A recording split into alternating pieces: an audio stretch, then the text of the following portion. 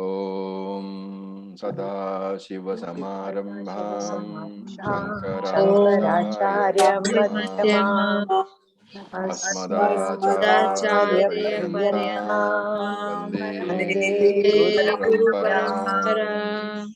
ॐ सहना सहना भवतु भवतु सहनौ नौ भुनक्तु भुनक्तु सह सह वीर्यं वीर्यं कर्वावहै करवावहै तेजस्विनावधीतमस्तु मा विद्विषावहै। ॐ शान्ति शान्ति शान्ति।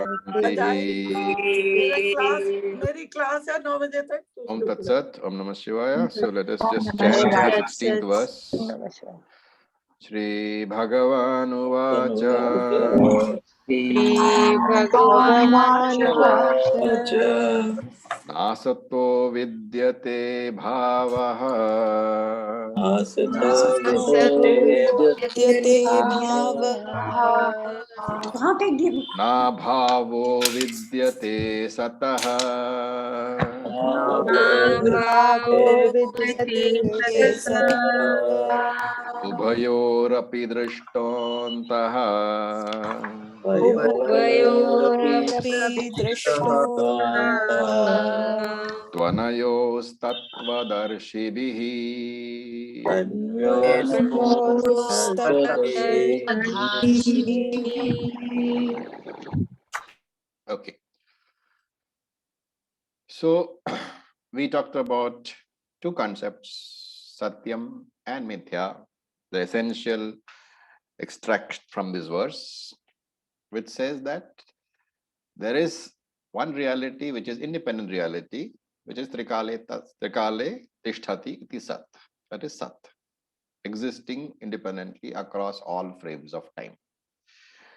And then there is something which is dependent upon it for its existence. So it doesn't mean that it doesn't exist. It exists but has a dependent existence, and that is what we call Mithya.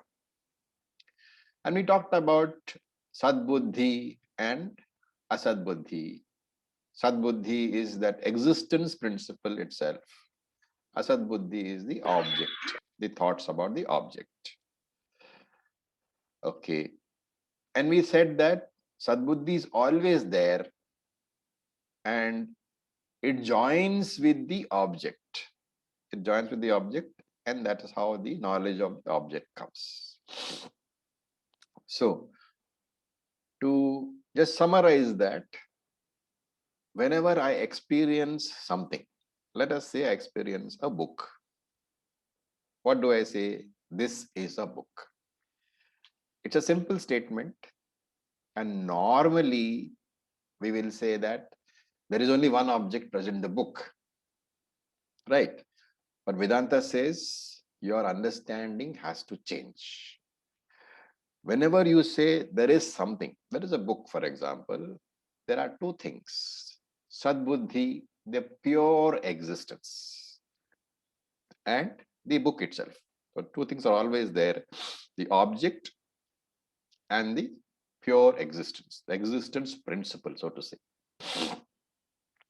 When the existence principle is associated with the object, then you say the book is.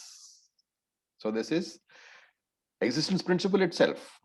What you are existing, what you are experiencing is the existence principle itself, but reflected from the upadhi, which is the book, right?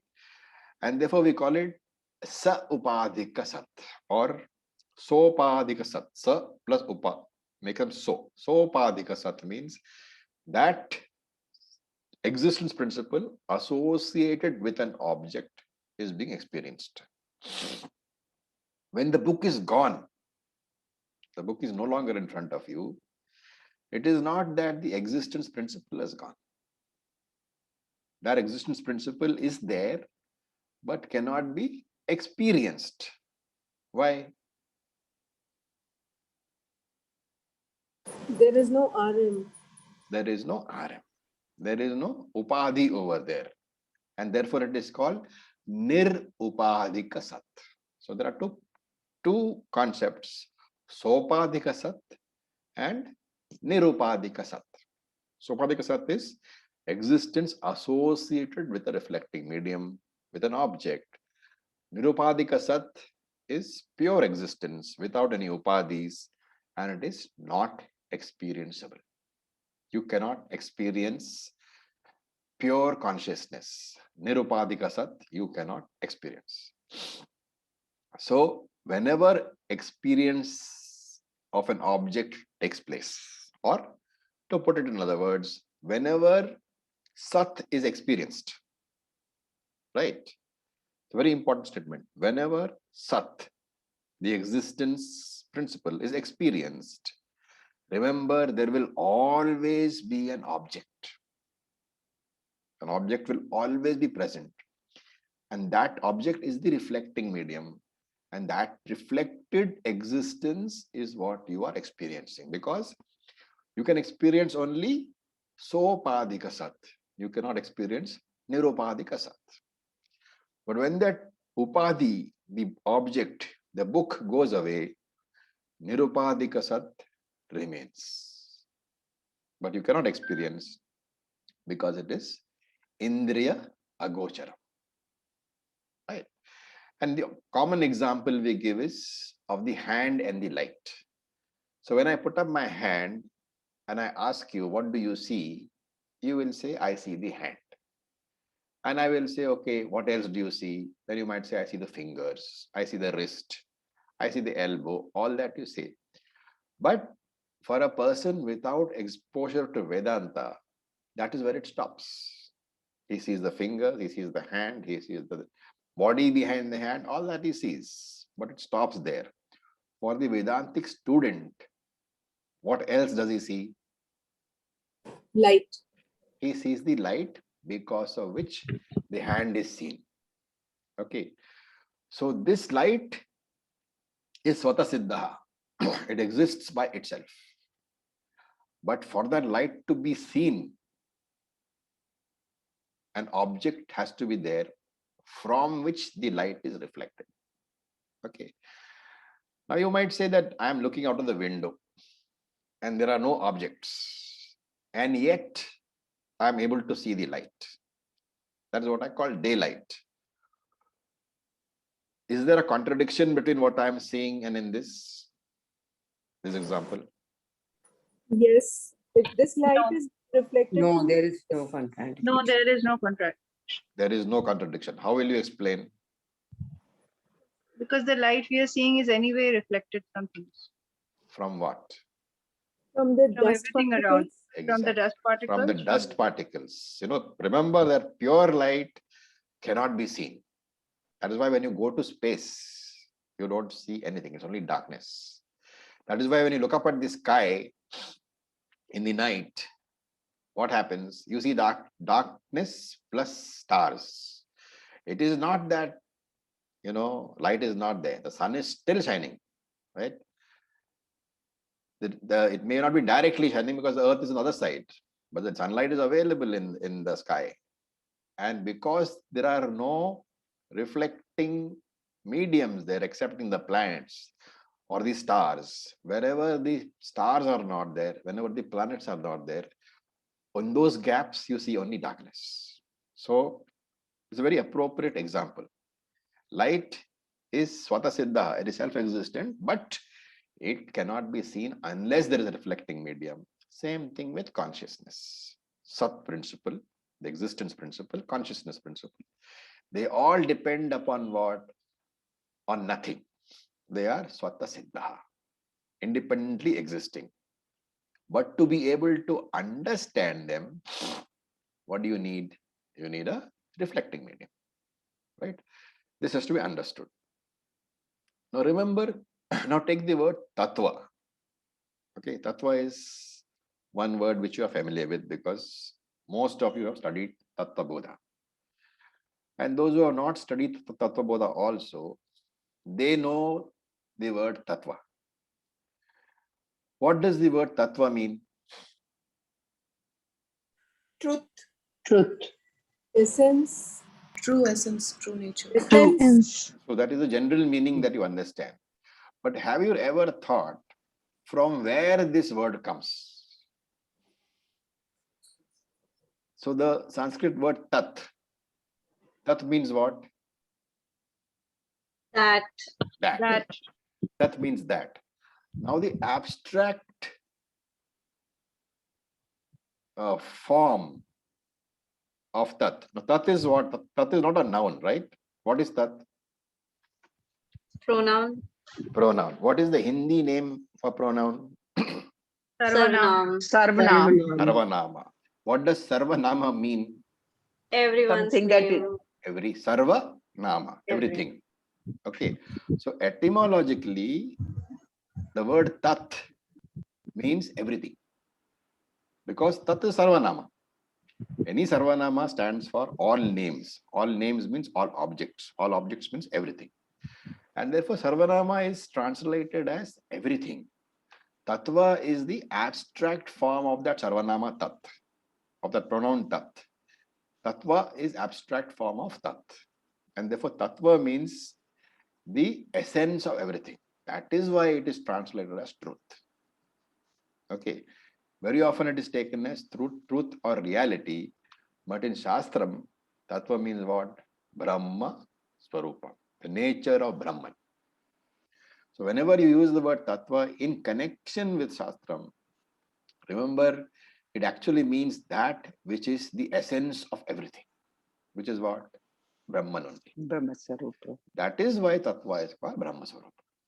And what is the essence of Brahman? Is Satyam, Jnanam, Anantam. There's a Shastric statement, Vakyam. Satyam, Jnanam, Anantam, Brahma. So Brahman is Satyam, Jnanam and Anantam. Remember, it is not Anandam. So we say Satyam, Jnanam, Anandam. That very Shastric statement is Satya, Jnana, Anantam, Brahma. So Swarupa Lakshanam it is. Satya Jnana. Anantam. Anantam means Anantam. infinite. Yeah. Okay. Now it's time to talk about having said that there is the Tattva means the Brahma Swarupam.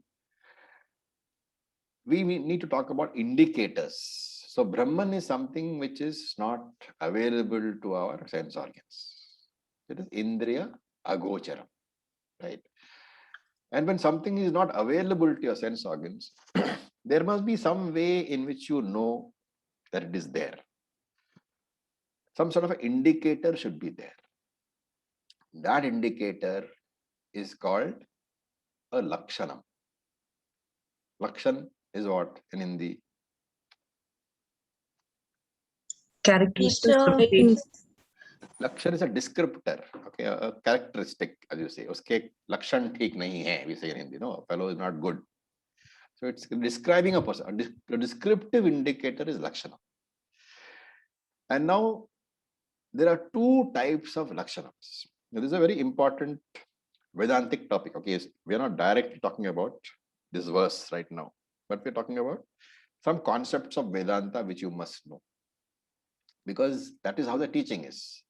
We are not simply talking about the verse and its word meanings. It will make no sense ultimately unless you know why the verses are being framed like they are.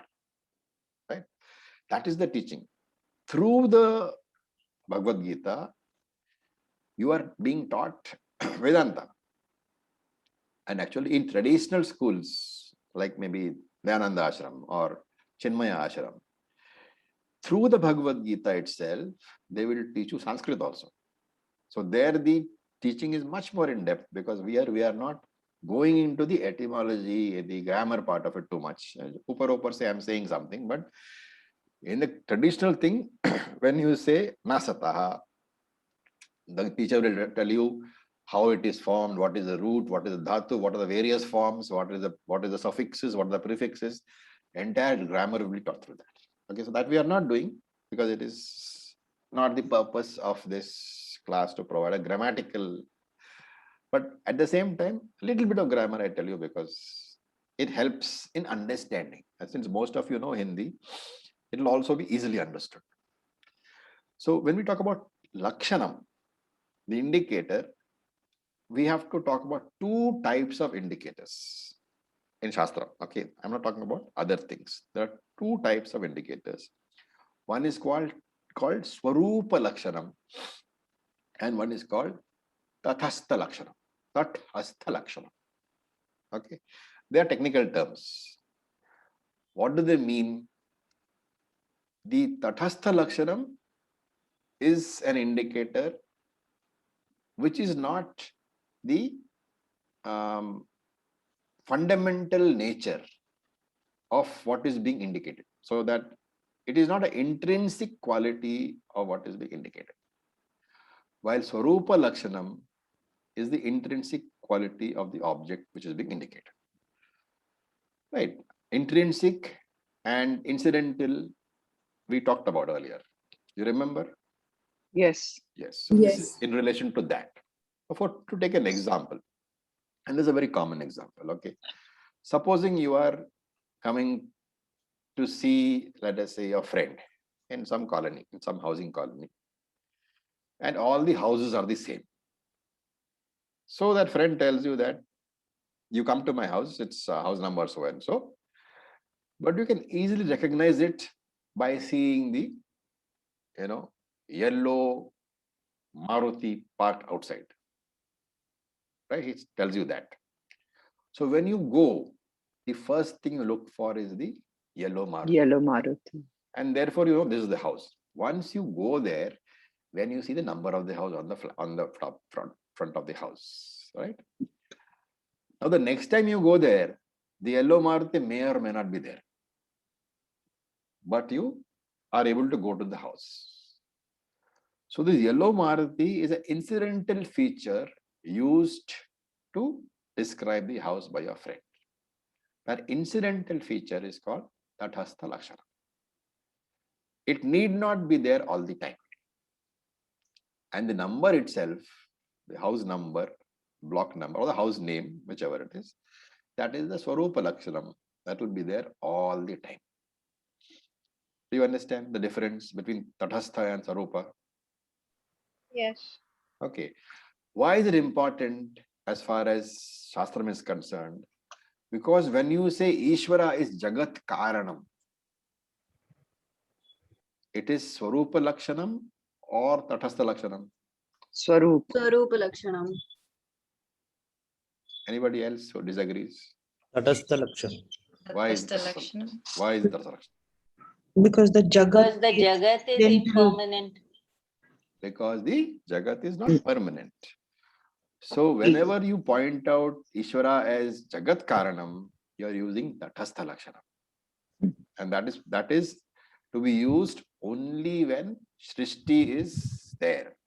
During Pralayam, you cannot use the word Tathastha Lakshanam because there is no Srishti there. You cannot say Jagat Karanam, Jagat hai nahi. There is no Jagat. How can you say Jagat Karanam? And therefore, Satyam Jnanam Anantam Brahma, that is the Swarupa Lakshana. Okay. Some concepts which you need to know. They're all rather, deep. But is there any doubt so far? No. Right? Sir, आपने बोला it's तटस्थ. वैसे तो हिंदी में तटस्थ means स्थिर. I mean like stable. Exactly. How does Tathastha sthira? It is there. Okay. Now let me give you a small story about, so that you can lighten the mood a bit. Yeah. I have doubt. Yes. When you said that this Jagat is matlab it's the Jagat. What was that sentence you said? Jagat, because of the God, it is there. Jagat is Ishvara. You said Ishvarakar. We are talking about this word Karanam. is because of the God. So Karanam here means creator, okay? Yeah. But how can this be Tatastha Lakshanam? Because this statement per se, because the object is God here. No. Object is what? Object is a universe. There are two Ishvara things. is Jagat. There are two things, created and creator. Yes. So if you are saying Ishvara is creator, then the Hmm. created is Jagat. And if there is no created, the point is when there is no Jagat, how can you use the word creator? Yes, Because sir. Jagat is not there at that That point is of time. right. Sir. That is Thank right. Okay. All right. I have a question, please. Yes, please. When we say that Ishvara is RC 456, then saying that Ishvara being Jagat Karanam is Tatastha Lakshanam, or should we say that Brahman being Jagat Karanam is Tatastha Lakshanam? Brahman cannot be any Karana. Ishvara is anyway part of the RC. See, Brahman is what? Brahman is Akarta. You cannot use the word. So in later in the Shastram, you will see that Brahman and Ishvara are used interchangeably. Okay. But now we are not doing that. So Brahman is Akarta.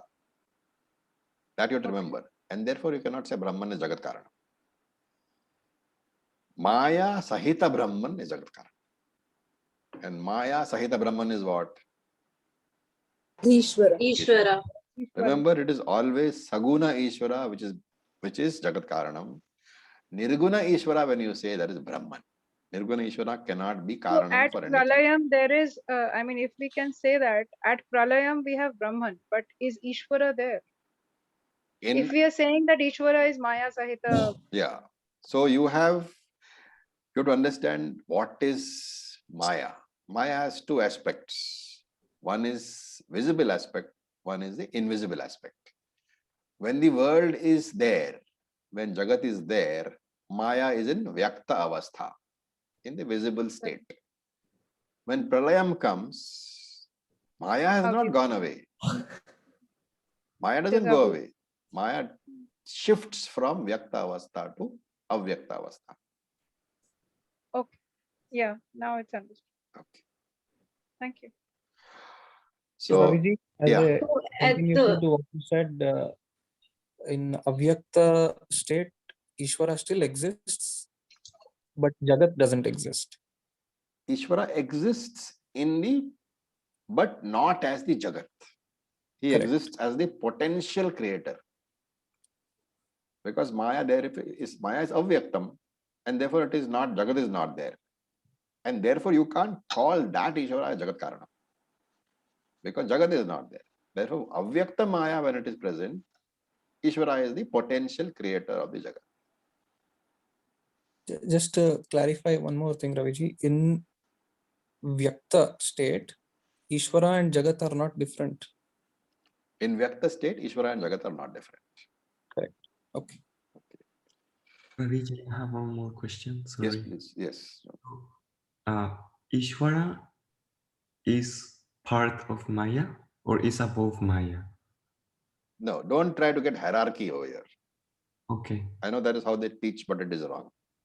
Okay. So Brahman plus Maya is Ishvara.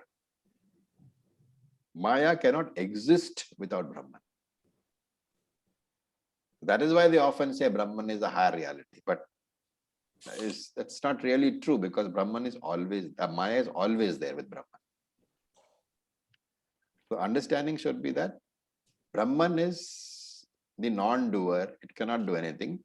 It uses the potential, which is Maya, to create the universe.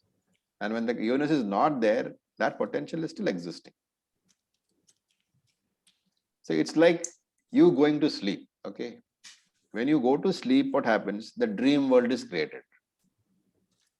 When you awake, the potential to create the dream world is still there in you. Is it not? But you have not created it. That is the difference. Ravi ji आपने बोला माया सहित ब्रह्मन is Jagat, right? No. Maya Sahita Brahman is Ishvara. And then it is manifested as Jagat.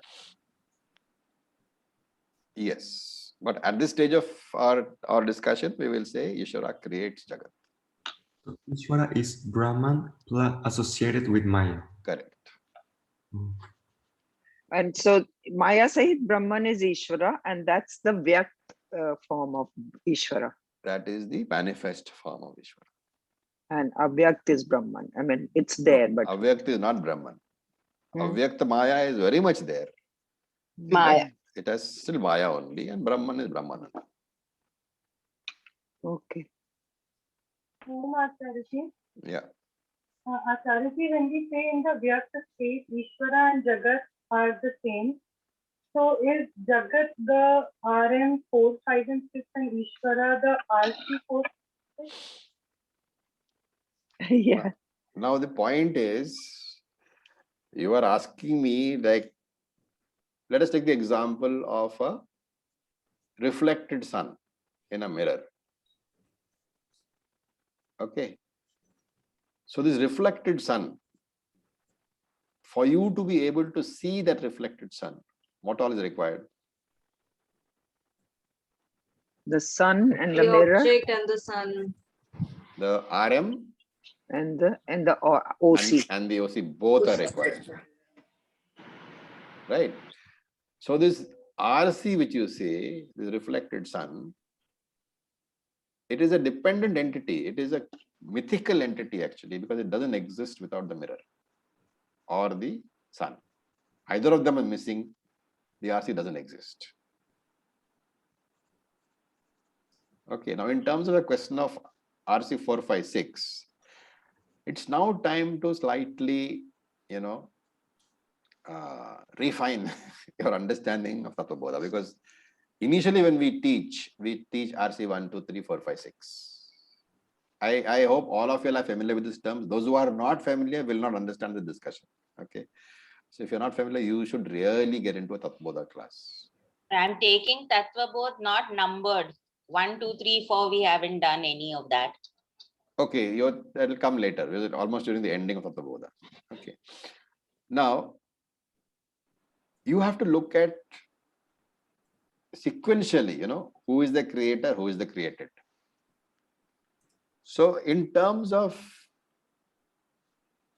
your RC, say 5, what is the name for RC 5? Hiranyagarbha. Hiranyagarbha. If you consider that Hiranyagarbha is the Karyam, the created, who is the creator? Brahman and No. Go back to Tattva Bodha only. Antaryami. Antaryami is the Antaryami. creator. What is the definition of Antaryami in terms of Tattva Bodha? Is the Karana Prapancha. Karana Prapancha is right. But what is the definition in terms of Tattva Bodha?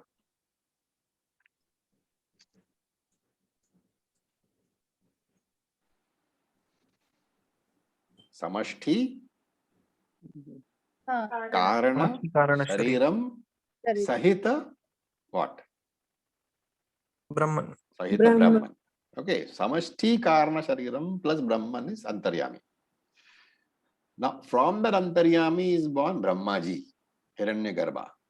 From that Hiranyagarbha is born what? Virata. Virat is born.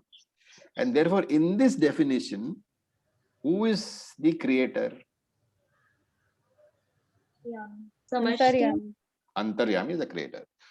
So, normally in Shastram, when we use Antaryami, when we say Ishvara, you mean Antaryami.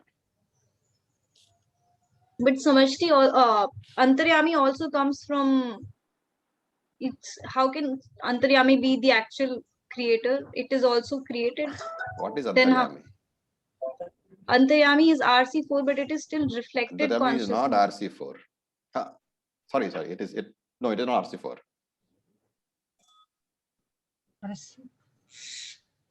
Oh, you're doing the other way around. Okay, forget about the numberings. That's why I'm asking. What is the Antaryami in terms of its composition? Samashti Karana Shariram plus plus Sahita Brahman. Brahman. Brahman. Now, Yeah. what is the definition of Brahman? Otherwise, Original consciousness. Brahman is Sat- what? Original Satchidananda. consciousness. Maya plus Ishvara. Ishvara is Maya plus Brahman. Okay. Yeah. Now, Samashti Karana Shariram in Avyakta Avastha is what? Maya. Is Maya. And therefore, Samashti Karana Shariram is equal to Maya plus Brahman is what? Ishvara. Ishvara. Antaryami. Antaryami is equal to Ishvara. Remember that technically in Tattvabodha we taught you like this because that is the initial stage. Now when you refine your understanding, you have to remember that since we are using Brahman plus Maya as Ishvara, that concept of Maya has to be replaced by Avyakta Maya, which is Avyakta Samashti Karana Shariram. And therefore Antaryami is nothing but Ishvara. Hiranyagarbha is the firstborn. From Ishvara, the firstborn is Lord Brahmaji, Hiranyagarbha. Hiranyagarbha is the creator for Virat. So this understanding you please now refine. The initial understanding of RC 456 is correct, but now having come here, you have to refine that. And henceforth, we will be used, whenever we say Ishvara, remember we are meaning the Antaryami. Samashti Shukshma Shariram Sahita Brahman. In other words, Maya Sahita Brahman. Samashti Karana Sharira. Sorry, Karana Shariram. Samashti Karana Shariram plus Brahman. Raviji, this is why even in the Puranas we say Brahma is the father of all creation. And yes, why Brahma is father of all creation? Because Brahman is nothing but what? Lord Brahmaji is nothing but Hiranyagarbha. Correct. After him only Virat. Yeah, because you can look at the sequence. From Sukshma Shariram is born the Sthula Shariram. So Brahmaji is basically what? Samashti Sukshma Shariram plus consciousness. Hiranyagarbha. And from that Hiranyagarbha alone, in combination with the matter, with Maya, Virat is born. So what is Virat? Like Hiranyagarbha is Brahmaji. So Virat, can we say, are the Devatas? Oh, Virat is your manifest physical universe. Okay. Whatever That's you Jagat. see, Jagat. The entire 11th chapter of the Gita is about what? Virat Purusha only. Virat Roop. Virat Rupa. That's a, So Samashti That's- Karana Shariram is Ishvara. Yes. And to not get confused, you have to immediately in your mind fix it that Samashti Karana Shariram means Avyakta Maya, means Maya plus Brahman is equal to Ishvara. That relationship, get it very clear in your mind. from that sequence, Samashti Sthul Shariram is Jagat. Samashti Sthula Shariram is Jagat. Okay. So Samashti refers to Maya and Karana Shariram refers to No, Samashti is No, collective. Samashti means the collective, universal. Okay. Samashti is all the Vyashtis added together, all the individuals added together is Samashti. Thank you. Oh, So in this wow. class, for example, the Samashti class consists of 96 people, 96 individuals. All of you are individuals, but when you are put together, we call it the class. So Samashti is the class. The individual is each one of it.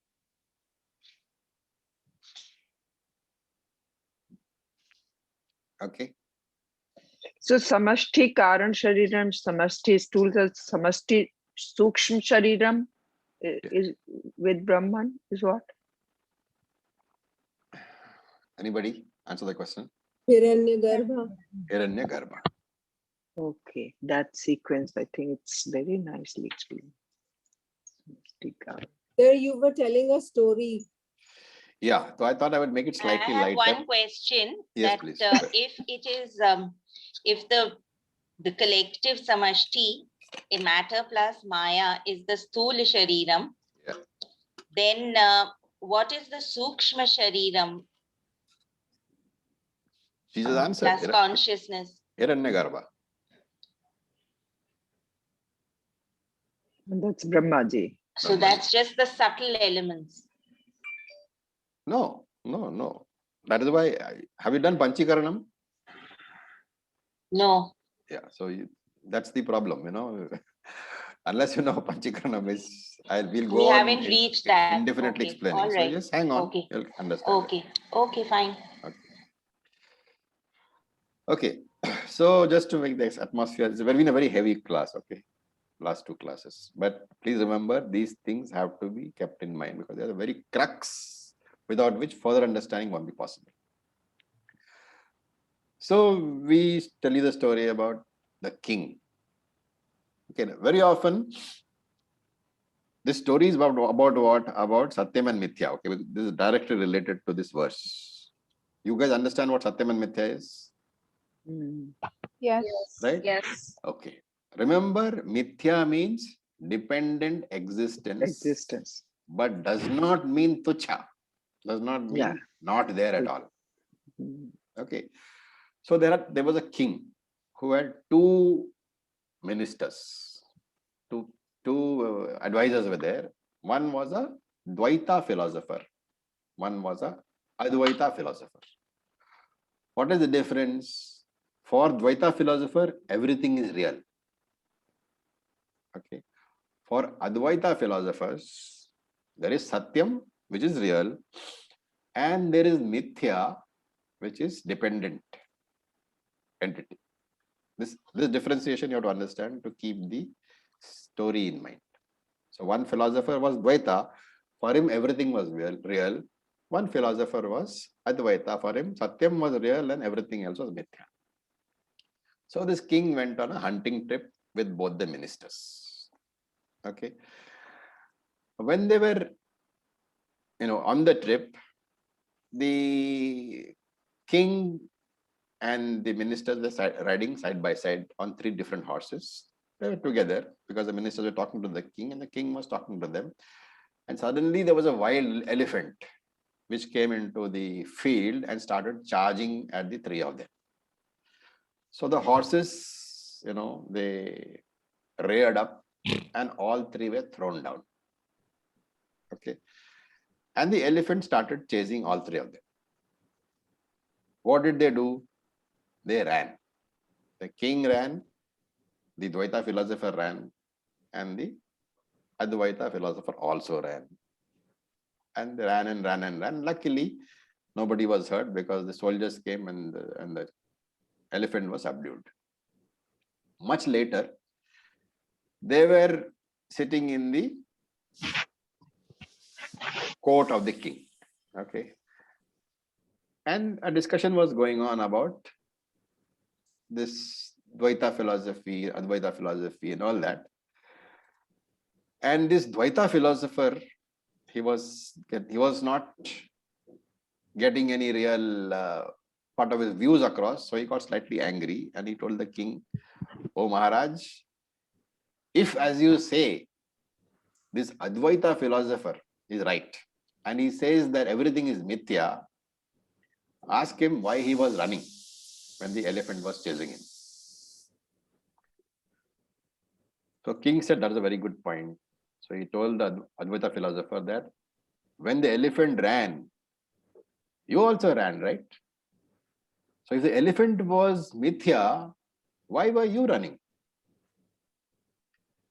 So you know what he said? He said, "Hey Maharaj, when did I ever say that running was Satyam?" Do you understand what it means? Yes, sir. So from the Vedantic point of view, viewed from the Sat Buddhi aspect, which we discussed, viewed from the point of view of existence principle, everything is Satyam. Okay.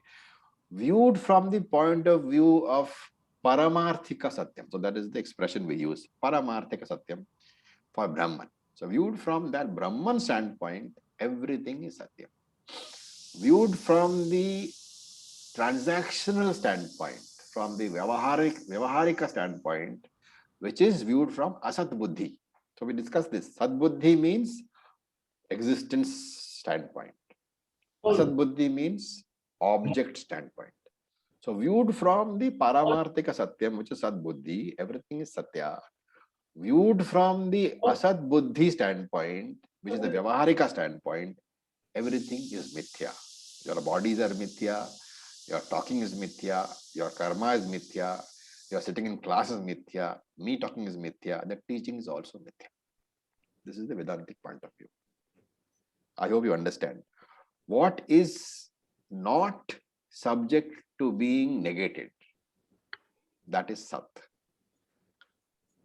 What does not exist at all is Tuchha. What is in between, neither permanently existent nor non-existent, that is Mithya. What is the cause of samsara? Taking this Mithya to be Satyam. When I consider Mithya to be Satyam, that is the cause of samsara. It doesn't mean that in the Mithya reality, I should not act appropriately, which is what the Advaitic scholar was meaning when he said, when did I say that running was Satyam? What did he mean? The transactional reality was, the Mithya was, there was a Mithya elephant. There was a Mithya elephant which was running after him. He had a Mithya body. And therefore, there was Mithya running to escape from the Mithya elephant. It doesn't mean that all that is Satyam. Satyam is only one, the existence principle. I hope you understand. Yeah. Understanding of this verse is crucial, okay? Each aspect has to be understood properly. What is Satyam and what is Mithya has to be understood very, very carefully. Then and then only will Shastra make sense to you. If you use terms like real for Satyam, unreal for Mithya, you will find that you will get totally confused. Even though in most of the English books which you read, you will find that the term unreal is used. Okay. That unreal has to be substituted in your mind by Mithya. Then only will Shastra make sense. Om Raviji, I did not understand this part where you said from the Paramarthika viewpoint, everything is Satyam. Yeah. And from the Vyavaharika viewpoint, everything is Mithya. Yeah. Okay. So what Hindi word would we use for point from Paramarthika point of view? Drishti. Paramarthika drishti se sab kuch satyam hai. Vyavaharika drishti se sab kuch mithya hai. So you take the example which we normally give of the ocean and the wave. Okay. The ocean is huge and infinite, right? The wave is tiny. Now remember that this particular example has to be kept within the framework of the example. If you try to go beyond the example, you get confused. So in this example, ocean is infinite and waves are finite. The ocean exists always and the waves come and the waves go because waves are formed and waves die. From the ocean's point of view, the ocean is what? It is infinite, it is very large, and all the waves are part of the ocean. Is that okay? Yes. From Paramarthik point of view. No, please don't jump into the picture. From the ocean's point of view, all the waves are what? Part of the ocean. Okay. Therefore, while the wave itself may feel that, oh, I am being born and I am dying, The being o- born and dying of the wave does not affect the ocean, because the Ocean. ocean knows that it is all part of itself and the ocean does not die. Hmm. But if you look at the, and therefore ocean thinks I am infinite and the wave thinks I am finite. Hmm. But from the point of the water, what will the water think? Both are Both are infinite. water only. Hmm. So Paramarthika is the water, Ishvara is the ocean, Jagat or Jiva is the wave. Oh, beautiful. Okay, that should be kept in mind. There is a huge difference between Brahman, between the water and between the ocean. Water doesn't care. Water knows ocean is also me. Water knows that Jiva, the wave, is also me. Ishvara is different. Ishvara is infinite, but Ishvara knows it is different from the water, from the wave. The ocean knows it is different from the wave. But that going beyond that to see that both ocean and wave are water, that is Brahman. So, Sir, एक बारी फिर बताएंगे. Ocean is the Brahman, water is Ishvara. No. Now I want one of you all to put that into words. It's such a nice thing. I want to. Let us say, I will ask, whom should I ask? Arvind, What? can you put that into words, please? Yes, Raviji. So the wave is the Jiva, ocean is Ishvara, water is Brahman. Oh. Difference is only in the size, which is Upadhi. Jiva has a small size, which is a small wave. Ishvara has a big size, which is the entire ocean. But what is common in both is water, which is Brahman. Okay, great. Wonderful. Now do you understand? Yeah, this explains a lot. Okay, remember that from Brahman's point of view, Ishvara is also Mithya. You are Mithya definitely from Brahman's point of view, but Ishvara is also Mithya, just as much as Mithya as you are. But you said, sir, that Ishvara knows about it, knows that it is. Yes. He said that. Because Ishvara has a mind. What is that mind called? Hiranyagarbha. What? Hiranyagarbha. No. You have, if you want to understand the subject, you have to come to the Vyashti level and then work upwards. How do you know anything as a Jiva? Because of the mind. Because of your mind. And the what you call summation of all Jivas. Samashti Sukshma Shariram means what? Summation of all Jivas. That is Ishvara's mind. What is that? Maya. Sukshma Prapancha. Maya. Samashti Sukshma Shariram is Maya. Vyakta Maya. Avyakta Maya, Samashti Karana Shariram. And therefore, when Ishvara is in existence, what is there? The combined minds of everybody is his mind, which is why we say Ishvara knows everything. There is no mind of Ishvara which is separate from this combination of all the minds, from the summation of all the minds. We have one word for that, for Ishvara's mind. Maya. Maya. It's not as simple as that, but Ishvara's Sukshma Shariram, if you want to call it, which is what? Hiranyagarbha. If you have to think of Ishvara as the world, then all the three bodies have to be thought of. When you think of Ishvara as the creator, you have to think of it as Hiranyagarbha. When you think of Ishvara as the ultimate source, then Ishvara has to be thought of as Antaryami. Do you see the difference? When you say Ishvara is Antaryami, you are talking about Ishvara as the ultimate creator of everything. When you are saying Ishvara is Hiranyagarbha, you are talking of the Lord Brahmaji, Samashti, Sukshma, Shariram, from which Virat springs. But if you're talking of Ishvara as the whole universe, then you're talking of Virat Ishvara. Virat Ishvara is consisting of Hiranyagarbha, from whom he is born. Hiranyagarbha is born from Antarami, and that is why Tattvabodha introduced Ishvara as RC 4 plus 5 plus 6.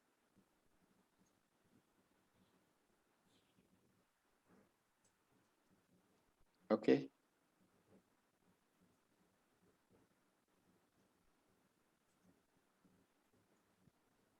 Any doubts? You seem to have doubts.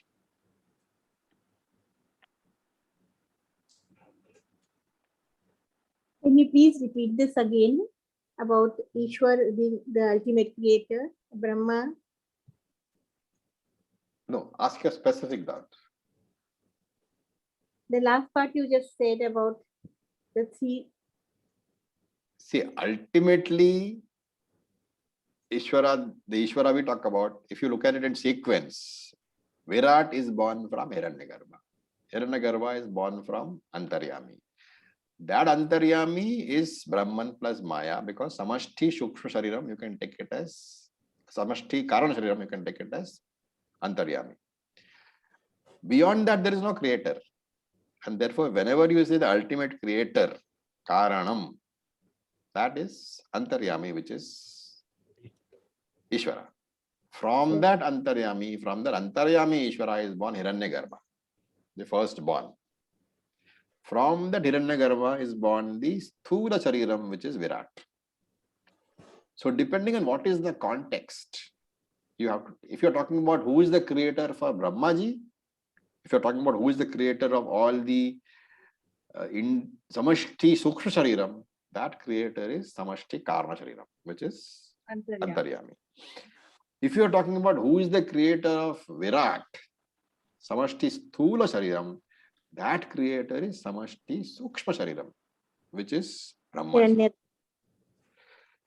If you are talking about who is the creator of the Jiva, then you can take it up as Virat.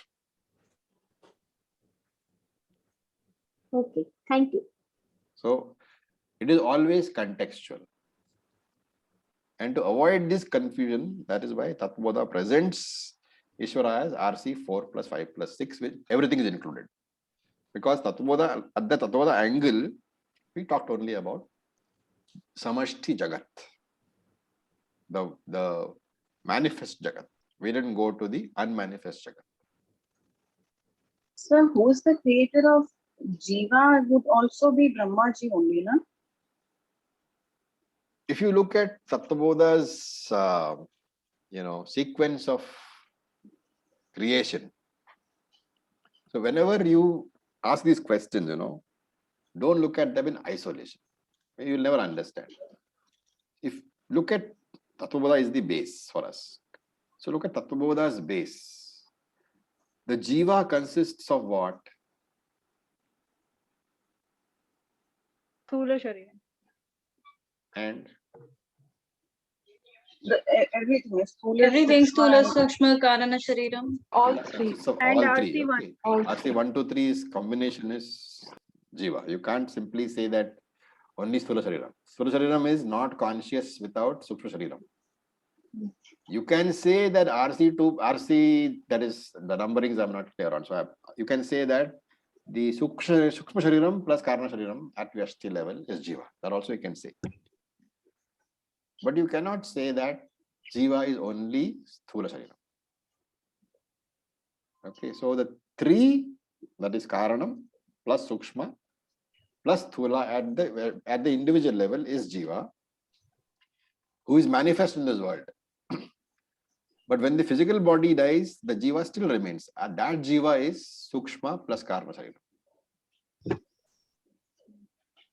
Now, to answer your question, Manmohan, the Jiva consists of 3 portions, right?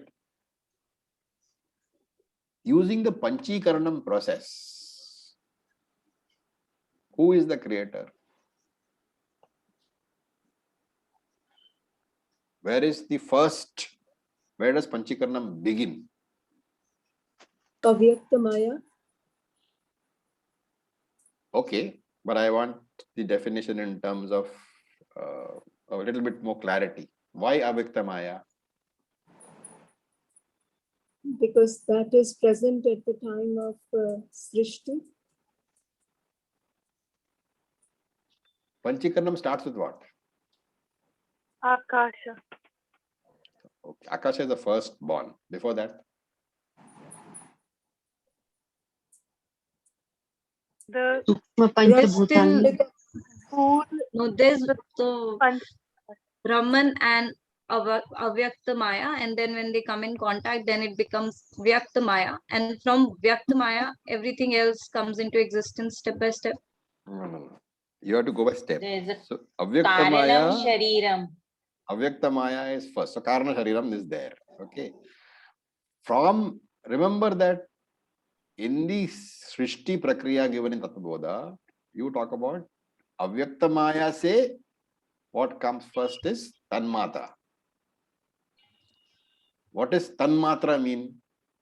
The 5 elements, pure elements. Yeah. Tat Matram. Only that. Okay. So when Akasha is born, it is Tanmatra Akasha, which means it is the subtle Akasha element. And then from there comes the other elements. At one point of time, all 5 are born, including subtle Prithvi. The Tanmatras are there first. So all the subtle bodies are born first. What can give rise to subtle bodies? Hiranyagarbha. Right? Then there is a combination of these Tanmatra Bhutanis. What is the combined element called? Bhautika. Bhautikani. That Bhautikani is Thula Sharira. Because it is visible. And therefore, in this process, quite literally, you can't say that Jiva comes from Virat. The physical part of Jiva comes from Virat. The subtle part of Jiva comes from Hiranyagarbha. Once the understanding is clear, everything else is fine. And therefore, that is why we say Hiranyagarbha gives rise to Virat. Because subtle gives rise to both subtle as well as gross parts of your body.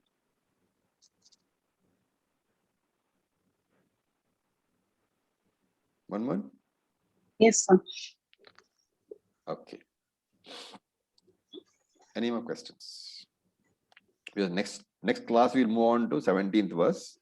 So if at all there's any doubt left about the 16th verse, we can clear it now.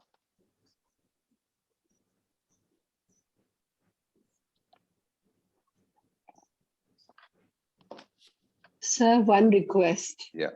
Those of us who have not yet reached this part of original consciousness and reflected medium, reflected consciousness, I'm finding it very confusing because we still haven't reached that in Tattva-bodha. So I'm totally hazy. I don't know what we've talked today. So my request is, before you go further, can you just take one lesson on this only? It's a humble request, if you can do that for us. You will find that also confusing because you have to go through the rest of Tattva-bodha before you can follow what is the RM and the RC. You see, that is why normally we insist that you finish Tattva-bodha. But then now we are running so many Tattva-bodha classes that we say it is okay. You will go through it sooner or later. I'm sure Meda must be almost near that thing, right? Yes, I think we are a few lessons away from it still. Which lesson is going on right now? So we are... We finished 17 classes. Chapter 3, lesson 3. Chapter 3. That's it. Now, I think in the next couple of classes you will come across these creation concepts. of Jagat. Yeah. So have some patience. And one more thing I would like to tell you that once you finish Tattva-bodha, Meda's class, don't think that, I now don't need to do it again, okay? Those of us here who are in this class, there are many in this class who have done Tattva-bodha more than 4 times. Yes. That is why you find them not asking questions, because they are familiar with the concept.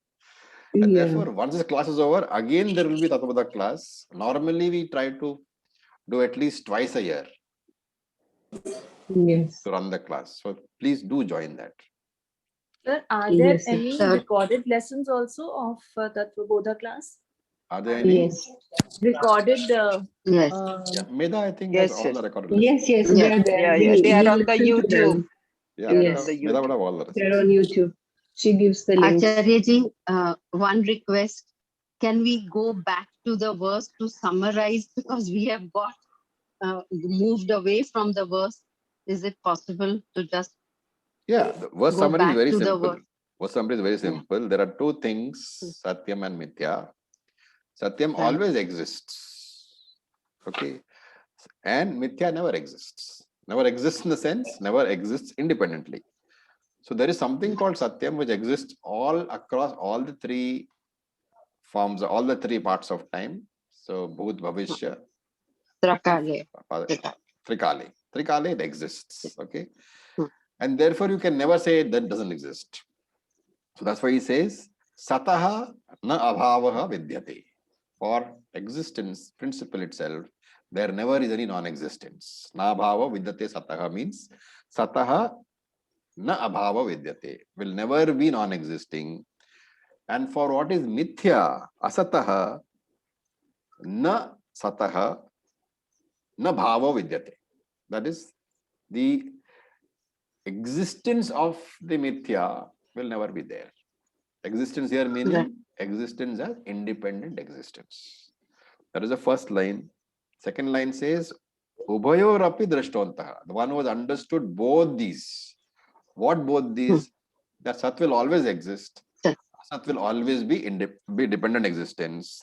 That person is called a Tattvadarshinihi, the one who has understood the reality. Tattva means, that's why I said Tattva means the essence of everything. Once you understand what is Satyam and what is Mithya, basically you understood all Vedanta. The entire Vedanta is only an explanation of what is Satyam and what is Mithya. And the words Thank you, Satyam Acharya. and Nityam can be Mithya, interchangeably. No, Nityam. Nitya Satya is is Nitya. yes, Satyam is Nitya, but everything Nityam is not Satya. Yeah. Okay. Om Acharya-ji, one last question. When you say from the Vyavaharika point of view, everything is mithya, that is because there is always an experiencer and experience, like there's always a transaction. That's why it is always mithya. Vyavaharika means transactional world. So wherever there is somebody experiencing something, it is always Mithya.